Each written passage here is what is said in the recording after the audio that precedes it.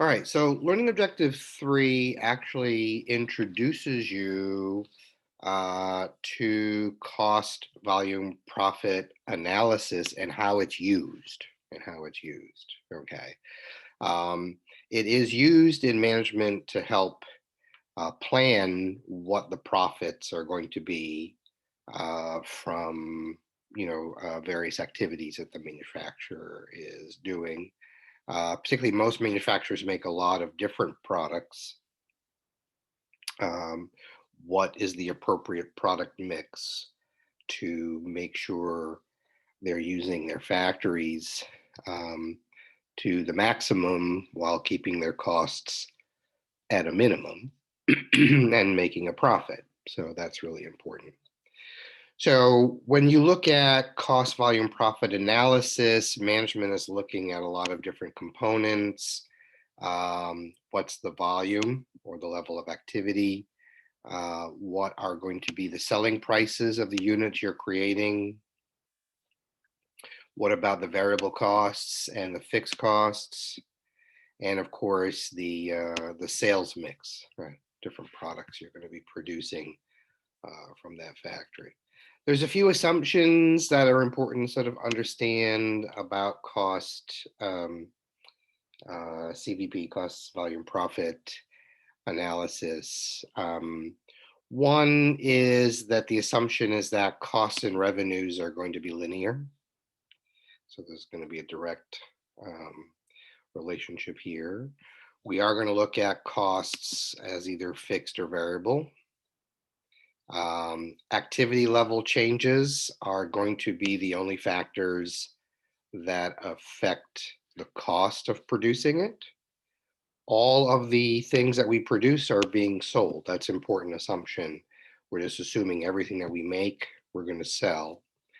and that the mix is going to remain constant, even though we might sell more of one product than another that we're making.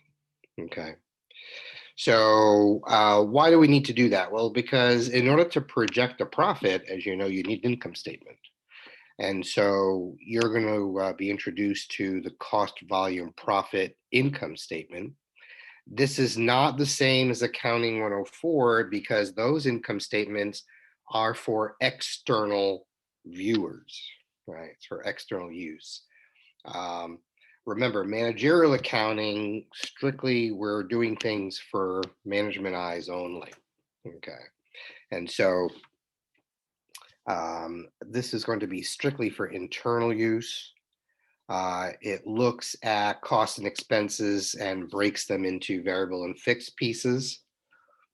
You're going to be introduced to a new concept called the contribution margin, which is the amount of revenue that remains after we take away all the variable costs. Okay. And that's going to be very, very important. At the bottom line is certainly going to be the bottom line. It's going to be the same profit as we would report on a traditional income statement, but the CVP income statement is strictly for management purposes.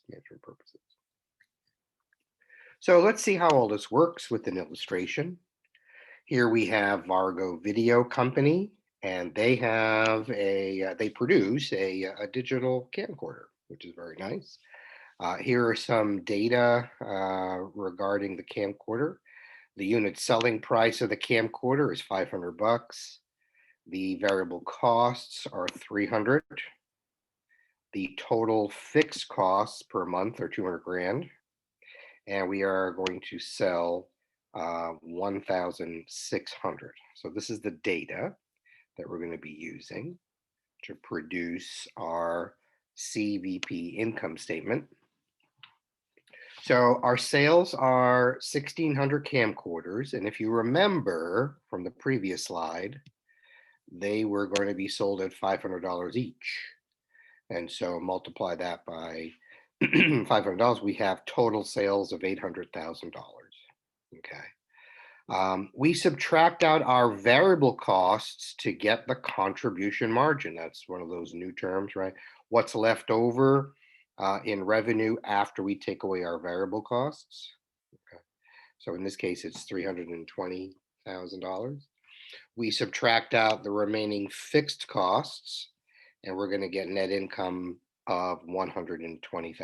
So this is a good illustration to review. Well, that unit, well, the contribution margin can be broken down by units, okay? How much is the contribution margin per unit? In this case, we are doing camcorders, right? Well, the formula is quite straightforward. It's the selling price of the camcorder, $500, minus the variable costs of each camcorder, which is $300. And so the contribution margin per unit is $200 for each camcorder. So then you can set up your income statement in CVP income statement by the original method that we used earlier by looking at totals, but also by looking at it per unit.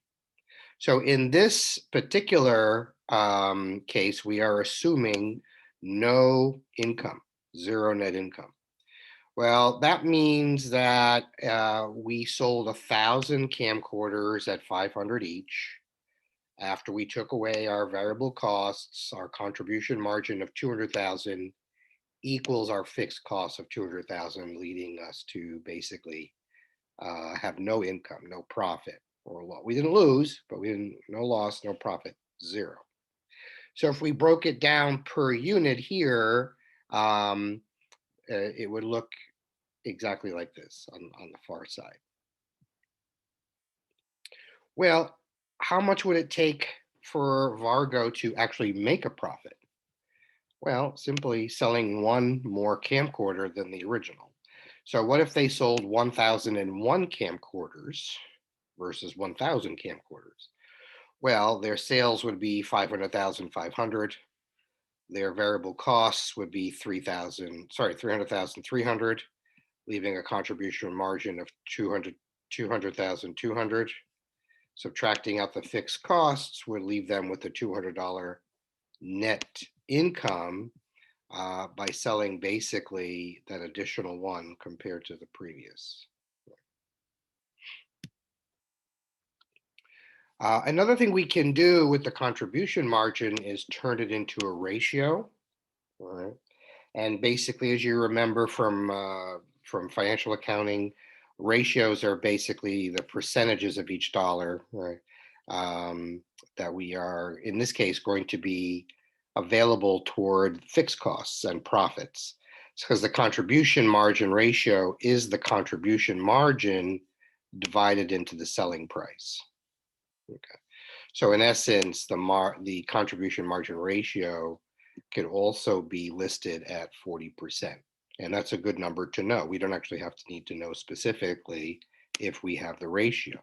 Right. So then,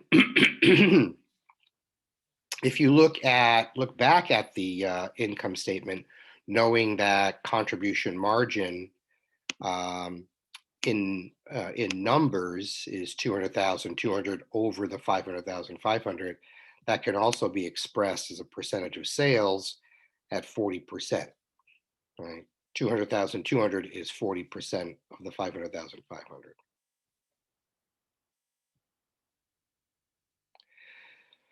So we can then be putting together CVP income statements for various scenarios. In this particular one, we are going to assume that current sales are $500,000, and it wants to know the effect of a $100,000 increase in sales, which means we'd have to sell 200 more units at $500 to get that extra $100,000. So at the $500,000 sales level, we are here to the left side showing $500,000 in sales, 300,000 in variable costs, leaving $200,000 contribution margin. which is 40% of the sales. Again, we can calculate that if we knew this. Fixed costs were 200,000, leaving no profit or loss. However, if you see that we were anticipating what the effect would be of selling another 200 units or $100,000 more, then you would see that your sales would be $600,000. Okay.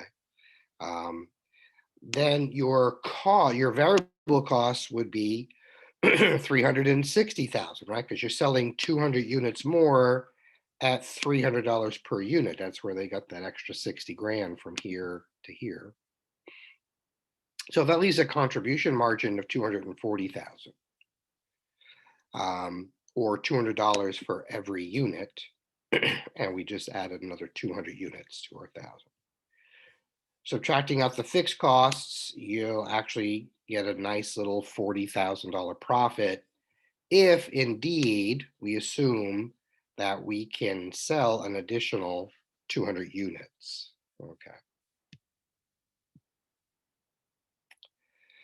All right, so the contribution margin is the revenue remaining after you subtract out your variable costs and can be expressed as a contribution margin per unit. So that's why in this case, that is correct. So that leads us all the way to the end of objective 3 with your CVP income statement information. So based on what you just learned, and if you have your book available, we're on 195, but you see here that AMCO sells a cell phone operated thermostat. Isn't that nice? You can dial your thermostat. Do you feel hot? I do. So information regarding the costs and sales of thermostats during September of 2017 are provided below. The unit selling price of a thermostat is 85 bucks. The variable cost per unit, 32 bucks. Your total monthly fixed costs are 190 bucks, and you sold 400,000 of them. Sorry, 4,000 of them. No, not 400,000. You'd be rich, right? So prepare that CVP income statement for the month of September. Okay. So again, you need to know we had 4,000 in sales. The selling price, $85, right, to get our sales revenue. And so total sales revenue, 340,000, right? That's the $85 per unit times the 4,000 units. We know that our variable costs are 128,000. How? Because they're $32 per unit, and we sold 4,000. So that's how we get that. The difference would be the contribution margin, 212,000 in total, or per unit, 53 per unit.